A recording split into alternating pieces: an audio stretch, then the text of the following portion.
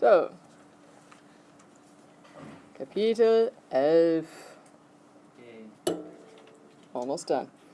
The big thing in this chapter is teaching about something called Vergangenheit. Vergangenheit means past tense. It begins. Okay? Just like in English, there's a bunch of different types of past tense. Okay? There are two that are used regularly. Okay? There's really only other versions of past tense when you're trying to talk about something that's happened before something else has happened. Okay? So that exists. It's a thing. Okay? But for right now, we're going to be focusing on two. Okay? One is called Präteritum.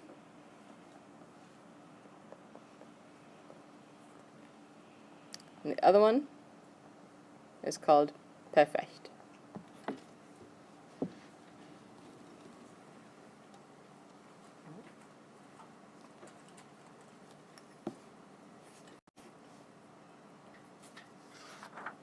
Okay. As a side note, if you had a little p on that word Perfekt, then it would just mean perfect. Okay? But in English, with a capital P, it means present perfect, which is actually, strangely, one of the past tenses. Okay? So, we're going to talk about Präteritum very, very briefly today, but we're not going to really get into it yet. Okay? So we're going to start with talking about what it is, when you use it, and then we're going to start learning how to use Perfekt. Okay? So Präteritum is first. It is the written form of the past tense. PT from here on out means past tense, not physical therapy or something like that. Okay? So in English, I feel like you can flip-flop between the two different kinds of past tense fairly regularly. I don't know any rhyme or reason as to which one you're supposed to use when. In German, it's pretty cut and dry, which is nice. Okay? So Präteritum you use when you are writing. Okay? It's as simple as that. Okay? It is also sometimes called the imperfect, okay? Or the imperfect. Like in the 501 German verb books that we have in the room, they're down behind Udo on the black shelf. Okay? In there, instead of saying Präteritum, it'll say imperfect. Okay? But every other instance I've ever seen, it's always been called the Präteritum, including in the college and the schools classes, so that's what you should get used to. Okay? Frequently in class, we will call it the one-word past tense, because you only need one word to do it. Easy. All right? Another major thing about it is that ich and es, just like modals, conjugate the same.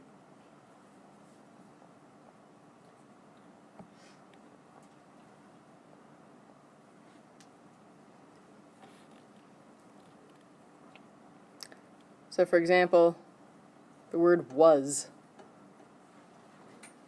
in German is war. So ich war, war, they are the same. So there's very, very rarely a T ending on a verb for the s form.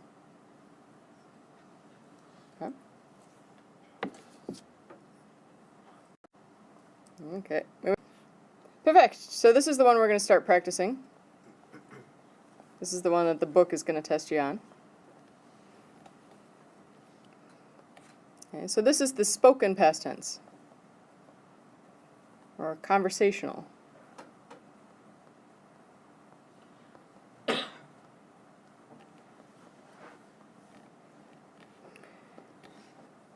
Often refer to it as the two-word past tense because it requires two words. So word number one is the helping verb.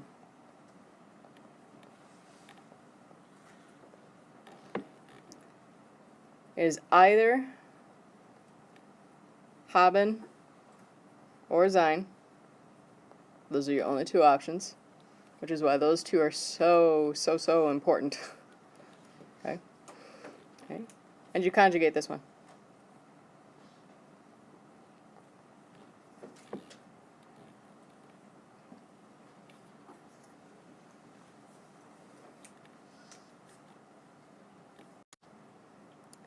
The second one is the past participle.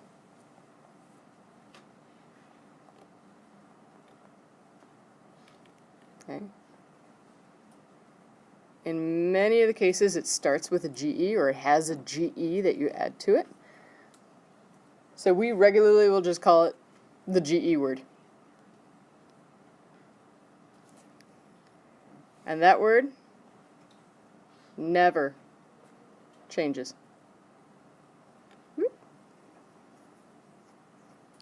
So once you learn what that GE word is, it will always be the same.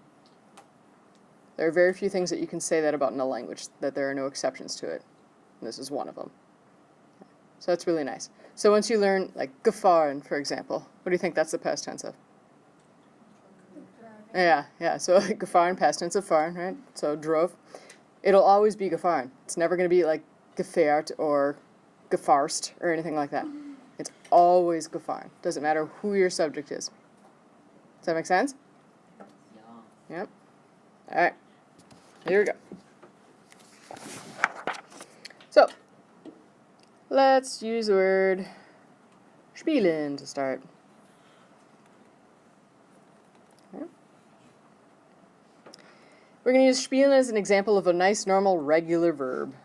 Okay, so a regular verb.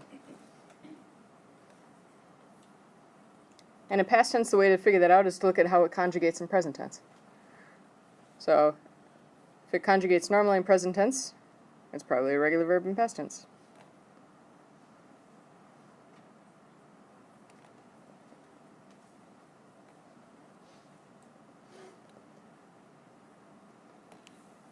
Okay. So if you take spielen, and this is how to create your GE word, so to speak. Take spielen.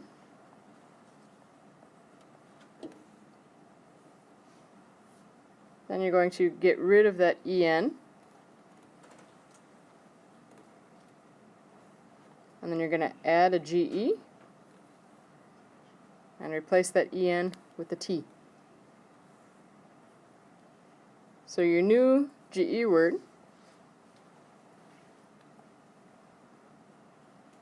is gespielt.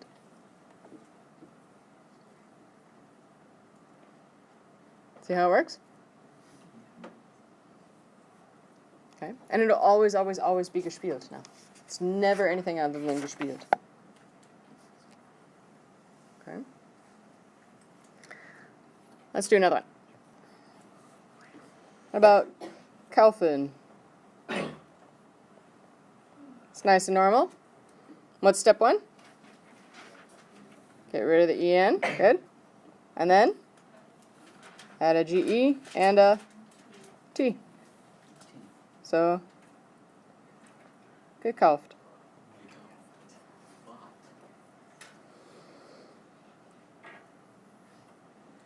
Okay. If you have one where it's not en, it's just an n, like sammeln. Ooh, because you know you want to talk about how you collected stamps, put it in past tense, right?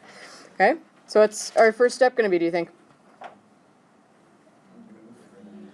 Just get rid of the n. There's no e to get rid of, so you just get rid of the n. And then what? Add a GE and a T.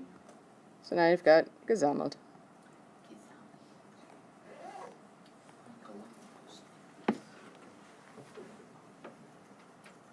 Making sense so far?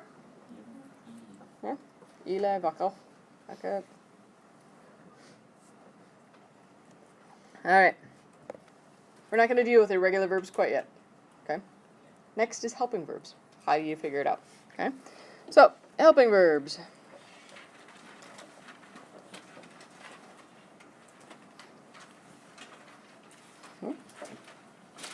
Big things to remember is that you conjugate the helping verb. Okay. And then it's either going to be haben or sein.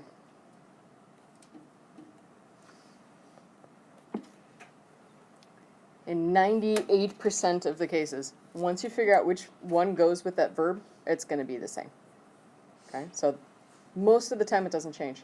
The only time it does is with things like modes of transportation for some reason, like fahren and fliegen, and it changes based on whether or not you are the one operating the plane or you're inside the plane, like riding with it. Do you know what I mean?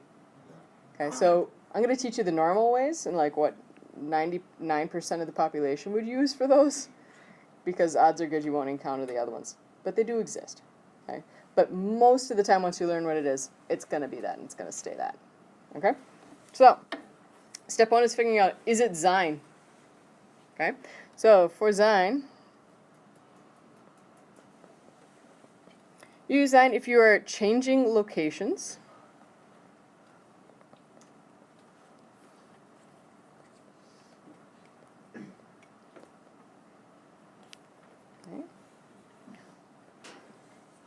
Or if it's a major state of being change, so changing. I turned into a liquid. Well, that would be one, yeah. A major state of being change.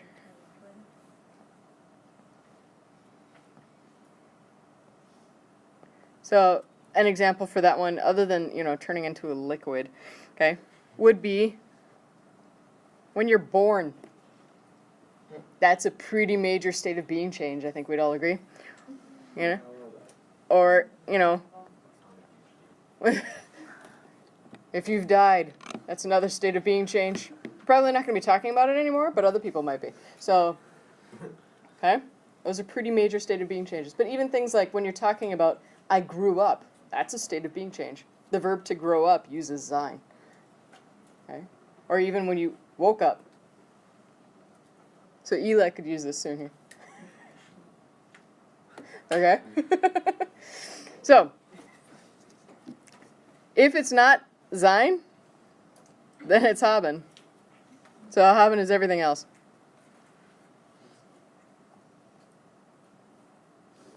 There are, of course, a couple exceptions, but one of the most annoying exceptions to this is the verb bleiben. What does bleiben mean? To stay. Logic would dictate then that you would use haben because you're not changing locations. However, it's an exception, so they actually use sein. I have no idea why. It's not a state of being change. To stay. Not change, it just has to be your state of being. Yeah, but it has to be a state of being change, not just your state of being. So you wouldn't say like, I don't know how to, state of being change. Okay, here we go. Next thing is word order. Word order. Okay. So traditional sentences start with your main subject. You can do that the same way here. Okay. Then you have your helping verb. So your conjugated verb is still in second spot. Okay, so you conjugate that helping verb and it stays in that second spot where it normally would be even in a present tense sentence. Okay?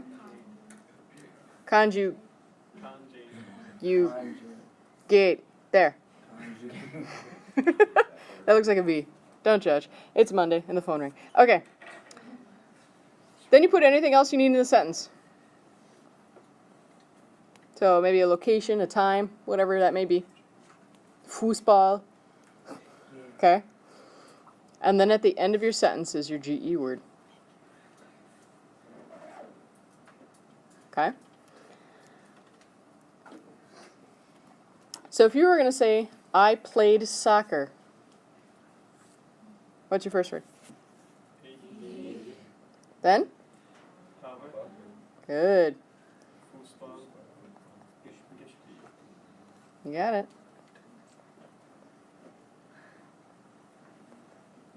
Now why did you use haben and not sein? Correct. Yeah, you're playing soccer on that field. It's not like you're running around all over the place playing soccer. You're in a confined location. Okay, so it was not a change of location.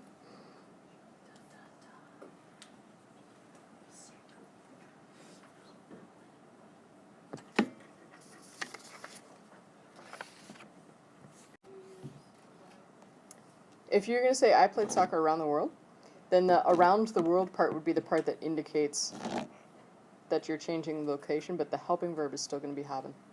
So for spielen, it's always haben. Doesn't matter what you're playing or where you're playing it or anything like that. Good question. All right. 2 right questions.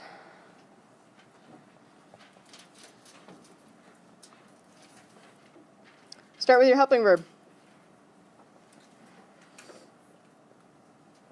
Or if you had a question, word, or phrase, then you could put that in front of it as well. So it works the same way as regular sentences. Maybe you're going to spell conjugate right this time, the first time. Then you have your main subject. Then anything else. And then you have your GE word at the end again. And then, of course, you punctuate correctly with a question mark. Okay. So how would you ask, did you play soccer? Did you play soccer? Say again. How do you conjugate it for do? Hast. And then? Yep. And then? You got it.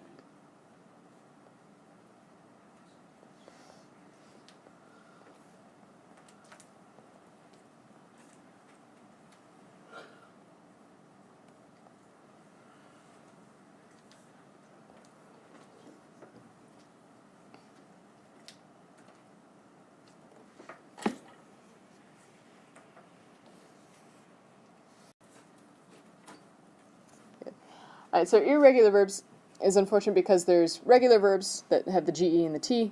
There's irregular verbs that follow a pattern as well. I'll show you in a second. And then there's other ones that just have no rhyme or reason to how they were created.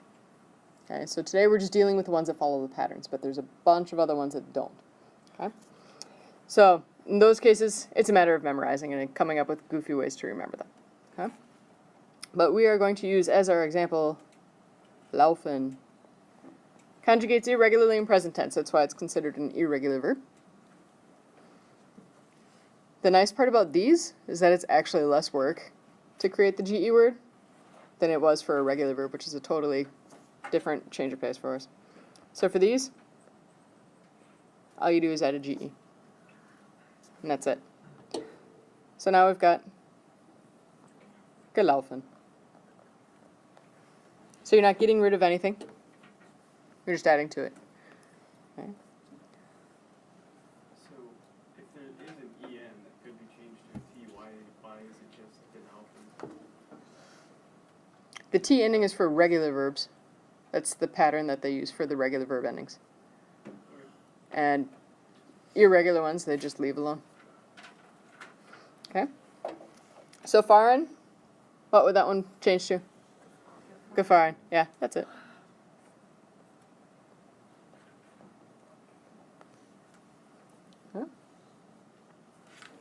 How would you say he drove home?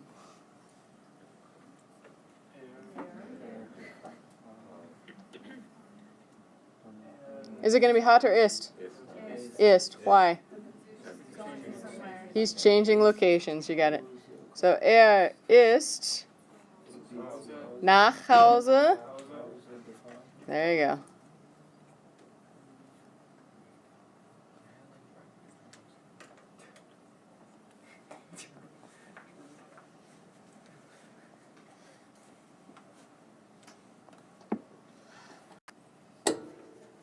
Okay, so let's do 2 practice sentences. We'll call it a day.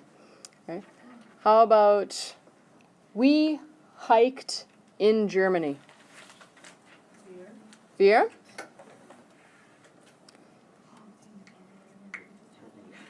Are we going to use haben or sein? Don't think about where it happens, think about the verb and what the verb means. When you hike, you change locations. Okay, so even though we're saying in Germany, that in Germany part is the indicator of the general location. You have to look at the verb and what the verb means. Okay, so wir sind in Germany. In Deutschland. Yeah, a bunch of you are saying in Germany. Okay. In Deutschland.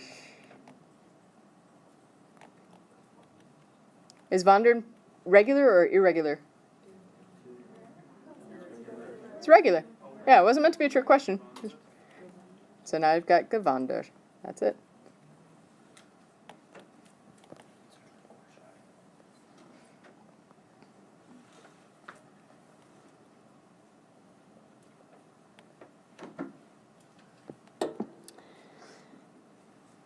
What about they bought a calculator? Ooh, big purchase. Sie haben or sein? Haben. Conjugating it for they, it is haben. Sie haben a calculator, I think. Einen, why? Masculine and accusative. Good. So einen Rechner, and then at the end? Good.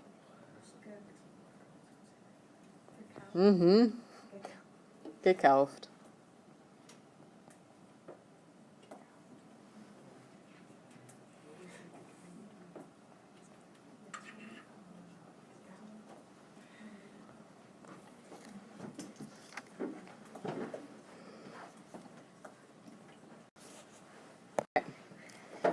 The only other thing then is that for your Hausaufgaben, which you'll have plenty of time to start, you'll probably finish before you go, you're going to be looking at a list of verbs.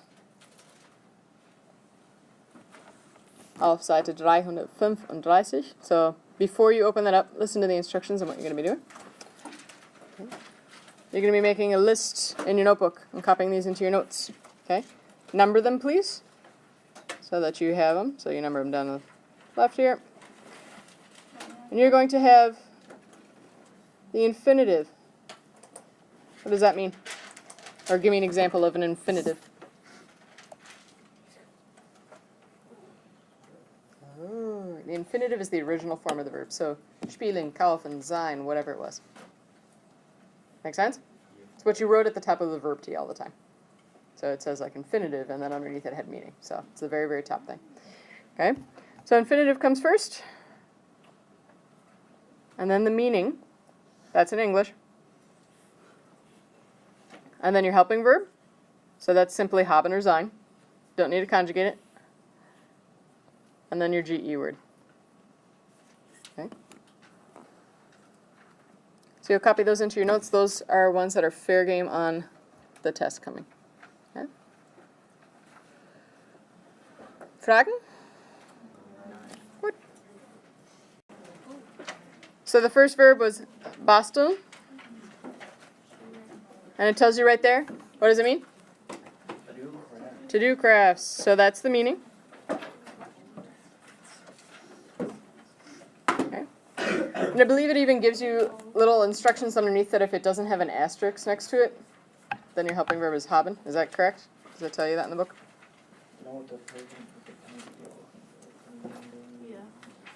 Yeah, so underneath where it says note, blah, blah, blah. So if it has an asterisk, then it's sein. Otherwise, it's haben. Okay? So basteln, you don't change locations or have a major state of being changed when you do crafts. Okay? So even if you really like them, and now you're in a state of euphoria, it's not a state of being change. Okay? So then it's haben. And what's our GE word going to be? Gebastelt. I just wrote the meaning as haben.